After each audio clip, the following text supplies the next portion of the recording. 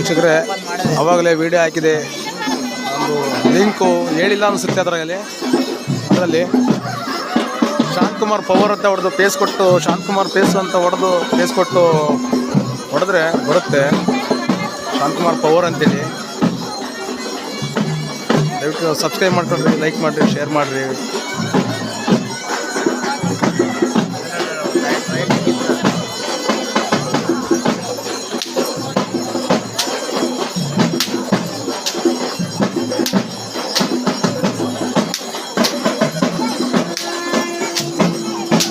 ನನ್ನ ಲಿಂಕು ಶಾಂತಕುಮಾರ್ ಅಂತ ಹೊಡೆದು ಕೇಸ್ ಕೊಟ್ಟು ಪವರ್ ಅಂತ ಹೊಡೆದ್ರೆ ಬರುತ್ತೆ ವಿಡಿಯೋ.